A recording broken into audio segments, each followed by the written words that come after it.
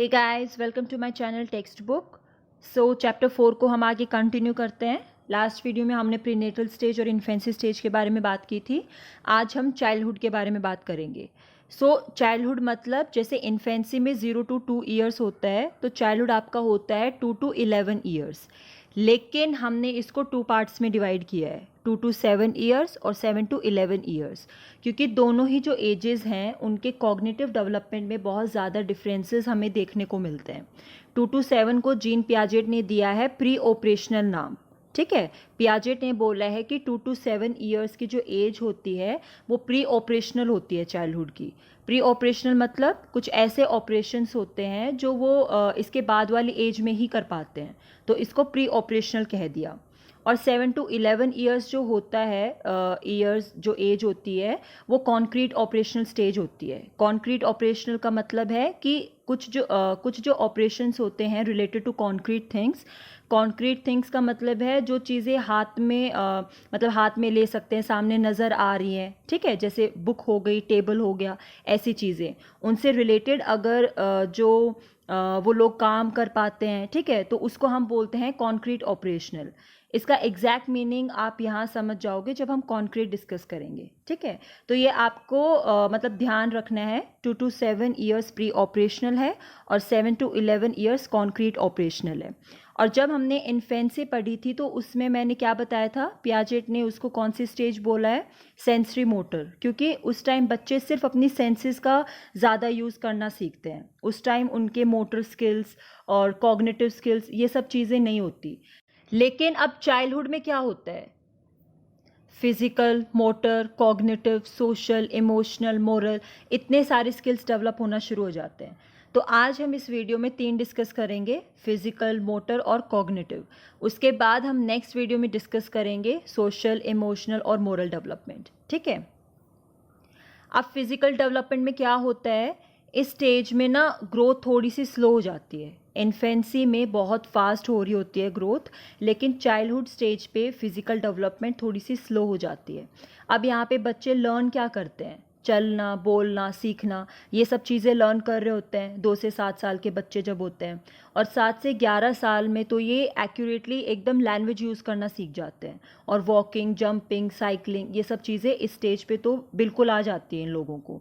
फिर इनका जो वर्ल्ड है वो एक्सपेंड हो जाता है। वर्ल्ड मतलब जैसे कि पहले इन लोगों को कौन देख रहे होते हैं, सिर्फ अपने आसपास के लोग, जैसे पेरेंट्स हो गए, सिबलिंग्स हो गए, फैमिली मेम्बर्स। ठीक है, लेकिन 2 से 7 साल का बच्चा थोड़ा बाहर भी जाना शुरू करता है। जैसे पार्क जाता है तो पार्क में उसको अपने आसपास नेबरहुड भी नज़र आता है। स्कूल जाना शुरू करता है तो उसके स्कूल के लोग, टीचर्स, फ्रेंड्स। तो एक तरह से इनका जो वर्ल्ड हो गया होता है, एक घर से बाहर थोड़ा सा निकल के एक्सपेंड हो जाता है। ठीक है, उसके बाद इनकी जो ग्रोथ होती है हमारी बॉडी में वो सिफेलोकॉर्डल और प्रॉक्सिमोडिस्टल डायरेक्शन में होती है। ये 2 डायरेक्शंस हैं तो हमारी डेवलपमेंट की है, और ये दोनों ही वर्ड्स बहुत इंपॉर्टेंट है। बच्चे इनकी स्पेलिंग्स में बहुत कंफ्यूज होते हैं, मीनिंग में भी बहुत कंफ्यूज होते हैं, तो इसकी जो स्पेलिंग है वो थोड़ा ध्यान से देखना। सिफेलोकॉर्डल का मतलब होता है हेड टू टो, सर से पैर तक। हमारी बॉडी की जो ग्रोथ होती है इसकी जो डायरेक्शन है वो सर से पैरों तक की है। ठीक है, हमारा जो ब्रेन है, माइंड है, वो पहले डेवलप होता है, फिर नीचे की तरफ डेवलपमेंट जाती है। ऐसा कभी नहीं होता कि पहले पैर डेवलप होना शुरू हुए, फिर उसके बाद स्टमक हुआ, फिर हार्ट हुआ, ऐसे नहीं होता। हमेशा पहले माइंड, फिर नीचे हार्ट की तरफ, फिर नीचे स्टमक की तरफ, ऐसे होता है। तो हेड टू टो सिफेलोकॉर्डल है। फिर दूसरा वर्ड जो है वो है प्रॉक्सिमो डिस्टल। प्रॉक्सिमेटली क्या होता है, पास में, और डिस्टल क्या होता है, दूर। तो इसकी डायरेक्शन होती है इनसाइड टू आउटसाइड, मतलब अंदर से बाहर। बॉडी के जो इंटरनल ऑर्गन्स है ना वो पहले डेवलप होंगे, बाद में बाहर की स्किन, लिम्स, फिंगर्स, ये सब चीज़ें। मतलब कि अंदर जो हमारे बॉडी के पार्ट्स हैं, ऑर्गन्स हैं, वो पहले डेवलप होंगे। उसके बाद उसके ऊपर की लेयर्स बननी शुरू होंगी, स्किन बननी शुरू होगी, हैंड्स, फीट, फिंगर्स लास्ट में बनते हैं। तो सेंटर से आउटसाइड होती है। तो ये दोनों डायरेक्शन एक साथ चलती हैं। ठीक है, हेड टू टो और सेंटर से आउटसाइड होती है, सिफेलोकॉर्डल और प्रॉक्सिमोडिस्टल। ये दोनों वर्ड्स इंपॉर्टेंट हैं। और क्या होता है इस एज में, फैट डिक्रीज होना शुरू हो जाता है। आपने देखा होगा बच्चे पहले चब्बी चब्बी से होते हैं इन्फेंसी स्टेज में, फिर वो थोड़े से पतले होना शुरू हो जाते हैं। ओबेसिटी की प्रॉब्लम नहीं है अगर स्पेसिफिक। ओबेसिटी मतलब कुछ बच्चे जो हैं उनको बचपन से ही अनफॉर्चुनेटली ओबेसिटी होना शुरू हो जाती है, तो इस एज में और ज़्यादा मोटे होना शुरू हो जाते हैं। बट एक नॉर्मली हमने ये देखा है क्योंकि इस एज में लेंथ ज़्यादा बढ़ती है, हाइट बढ़ती है, तो फैट इक्वली डिस्ट्रीब्यूट होना शुरू हो जाता है बॉडी में। और ये लोग जो वॉक कर रहे हैं, रन कर रहे हैं, उससे क्या होता है इनकी चबिनेस कम होना शुरू हो जाती है। ब्रेन और हेड भी बहुत रैपिडली ग्रो कर रहा है, ठीक है। देन हमारा है मोटर डेवलपमेंट। मोटर डेवलपमेंट में क्या होता है, मोटर मतलब हाथ पैर हिलाना और अपने जितने भी मसल्स हैं, मोटर मतलब मसल्स होते हैं। इसमें दो तरह के होते हैं, ग्रॉस और फाइन मसल्स। ग्रॉस होता है जो बड़े मसल्स होते हैं, हमारी बॉडी के बड़े मसल्स कौन से होते हैं, जैसे हमारे हैंड हो गए, लेग हो गई। फाइन मसल्स कौन से होते हैं, छोटे मसल्स, जैसे हम अपने फिंगर्स का यूज़ कर रहे हैं, आइज़ का यूज़ कर रहे हैं, आइज़ भी तो मसल्स है ना एक तरह से, तो ये फाइन मसल्स होते हैं, छोटे मसल्स। तो ग्रॉस मोटर स्किल्स और फाइन मोटर स्किल डेवलप होना शुरू हो जाती है। ये लोग आराम से लिखना, जैसे बच्चे लिखना सीख रहे होते हैं 2 से 7 साल के, फिर 7 से 11 में वो इजीली लिख पाते हैं, ठीक है। तो ग्रॉस मोटर स्किल्स तो मैंने लिखे ही हैं, वॉकिंग, जंपिंग, ये तो डेवलप हो ही रहे होते हैं। साथ में फाइन मोटर स्किल्स भी डेवलप होना शुरू हो जाती हैं। अब मेजर डिफरेंस जो आपको नज़र आएगा ना दोनों स्टेजेस में, वो आएगा कॉग्निटिव डेवलपमेंट में, ठीक है। कॉग्निटिव क्या होता है, माइंड से रिलेटेड, जैसे हमारी रीजनिंग पावर हो गई, थिंकिंग स्किल्स हो गए, परसेप्शन हो गया, ठीक है, डिसीजन मेकिंग हो गया, लॉजिकल थिंकिंग, जो माइंड से रिलेटेड हमारे जो फंक्शंस हैं। अब यहाँ पे दोनों में फ़र्क होता है, 2 से 7 साल में और 7 से 11 साल में, इन दोनों में फ़र्क होता है। जैसे अब 2 से 7 साल का हम देखते हैं। सबसे पहले इंट्यूटिव, इसमें बच्चे के जो थॉट्स होते हैं वो बहुत इंट्यूटिव होते हैं। इंट्यूटिव मतलब जो उसके माइंड में आता है, मतलब जो कुछ भी उसके माइंड में आता रहता है, जो चीज़ें वो देखता है, सुनता है, मतलब बहुत इंट्यूटिव थॉट्स हैं, वो वैसे ही एक्ट करता है। वो लॉजिकली नहीं सोचता मैं क्या कैसे बोल रहा हूँ, सही बोल रहा हूँ कि गलत बोल रहा हूँ, वो लॉजिकली ये चीज़ें चेक नहीं करते बोलने से पहले, कुछ करने से पहले। जैसे एनिमल्स होते हैं ना, हम ये नहीं कह सकते कि एनिमल्स लॉजिकली बिहेव करते हैं। तो ये जो इनोसेंसी होती है ना, ये बच्चों में भी बहुत होती है, वो इंट्यूटिवली करते हैं एकदम से, मतलब ज़्यादा लॉजिकली और राइट और रॉन्ग, मतलब सेंस ऑफ राइट और रॉन्ग नहीं होता। देन सेकंड है हमारा ऑब्जेक्ट परमानेंस। यहाँ पे ऑब्जेक्ट परमानेंस बिल्ड हो जाती है। इन्फेंसी में लैकिंग थी, लैकिंग मीन्स उसके सामने से अगर कोई चीज़ आप हटा दो तो उसका मतलब है अब वो चीज़ उसके लिए इस वर्ल्ड में नहीं है, वो होता है ऑब्जेक्ट परमानेंस लैकिंग। अब इस स्टेज पे क्या है, ऑब्जेक्ट परमानेंस आ गई है। अब कोई भी ऑब्जेक्ट अगर उसके सामने है, अगर वो हट भी जाएगा उसके सामने से तो वो परमानेंटली है। जैसे बॉल आपने उसकी छुपा दी अगर, तो उस बॉल को वो ढूंढने जाएगा, वो ये नहीं सोचेगा कि बॉल इस वर्ल्ड से ही चली गई, तो वो होती है ऑब्जेक्ट परमानेंस, ठीक है।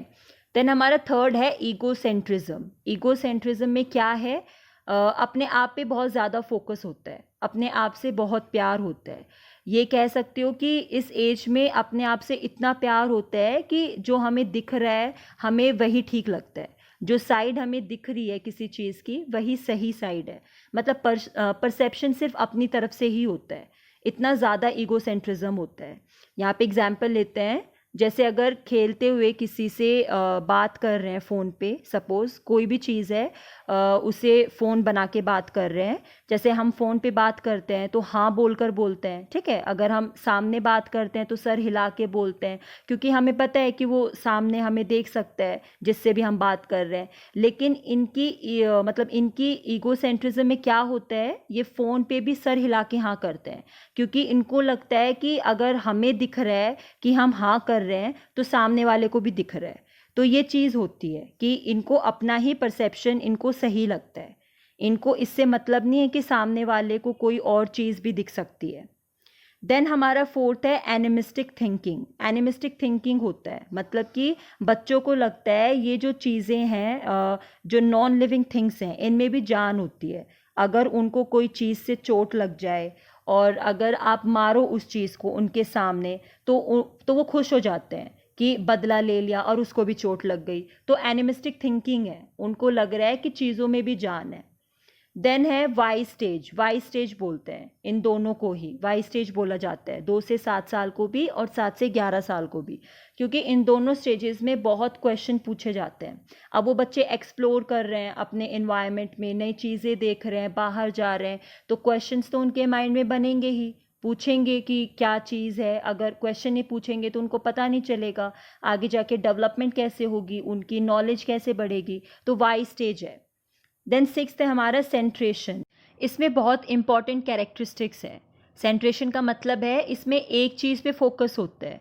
इनका हम 2-3 कैरेक्टरिस्टिक्स की अगर बात करें, जैसे एक ऑब्जेक्ट है, अगर हम उसकी प्रॉपर्टीज़ देखें 2-3, तो हाइट, वेट, लेंथ सब कुछ होता है, लेकिन क्या होता है इस स्टेज पे इतना ज़्यादा वो नहीं है, एक ही चीज़ पे फोकस कर पाते हैं, या तो हाइट पे या फिर लेंथ पे या फिर वेट पे।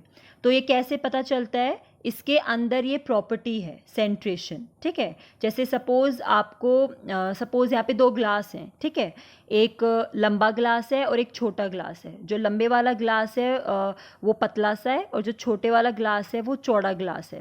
अब इसमें छोटे वाले में हमने आधा ग्लास पानी डाल दिया, तो अगर आपने बच्चों के सामने ये पानी लंबे वाले ग्लास में डाला, छोटे वाले ग्लास का जो पानी है वो लंबे वाले ग्लास में डाला, तो वो ज़्यादा दिखेगा क्योंकि इस ग्लास का डायमीटर छोटा है।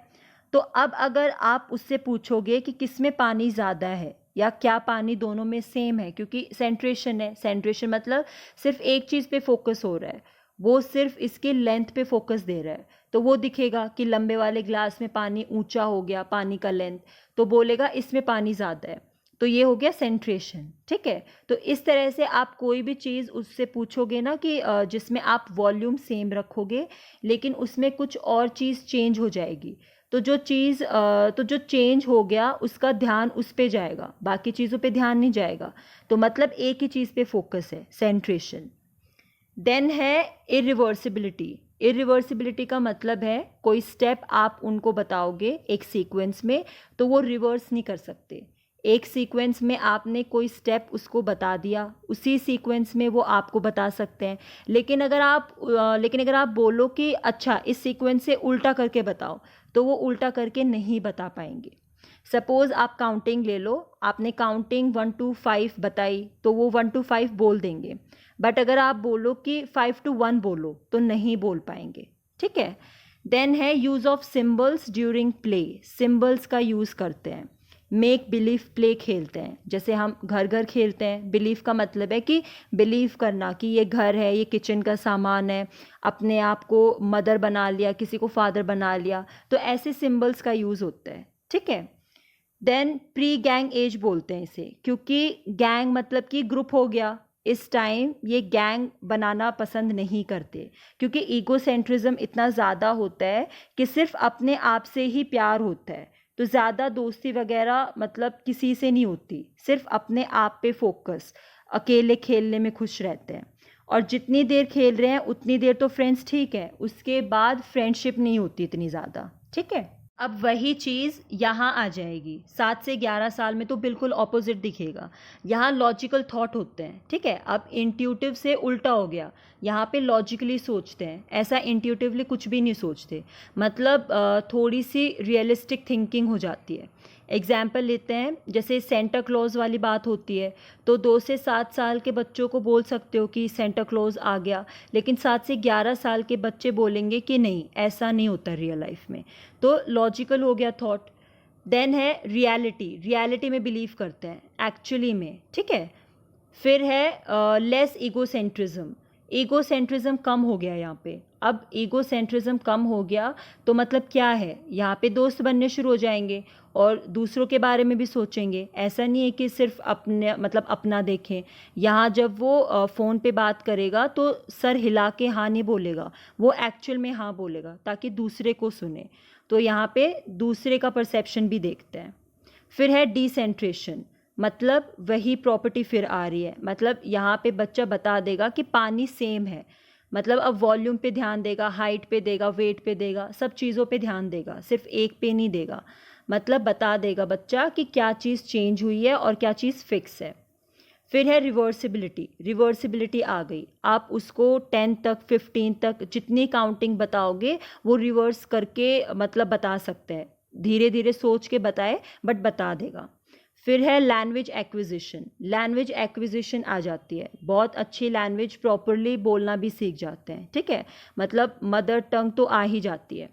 फिर है bound to physical concrete world. अब यहाँ पे क्या है, आप इनको ज़्यादा एब्स्ट्रैक्ट थिंकिंग के लिए नहीं बोल सकते, एब्स्ट्रैक्ट थिंकिंग जो इन्होंने देखी ही नहीं है, कुछ ऐसी चीज़ इमेजिन नहीं कर सकते। हमारा माइंड तो इतना डेवलप हो गया होता है कि हमें बोला जाए कि यूनिवर्स में ये है, एलियन है, तो उसे हम इमेजिन कर सकते हैं, लेकिन इनका माइंड इतना डेवलप नहीं है कि वो मतलब वो चीज़ें इमेजिन कर ले जो उन्होंने देखी ही ना हो। तो कॉन्क्रीट चीज़ों पे ज़्यादा रहते हैं, जो इन्होंने देखी हैं, एक्सपीरियंस करी है, उन चीज़ों में इनका ज़्यादातर फोकस रहता है। और ये गैंग एज है, ठीक है, यहाँ गैंग बनना शुरू हो जाता है, स्कूल में भी बहुत अच्छे फ्रेंड्स हो जाते हैं, तो इसको गैंग एज बोलते हैं। तो ये दोनों स्टेजेस की हमने 3 स्किल्स करी है। इसके आगे आपकी सोशल, मोरल और इमोशनल डेवलपमेंट भी है, वो हम नेक्स्ट वीडियो में डिस्कस करेंगे। और ये जो नोट्स हैं इनका PDF लिंक आपको डिस्क्रिप्शन में मिल जाएगा। और अगर आपको वीडियो अच्छी लगी then please do like my video, share it and subscribe my channel. Thank you.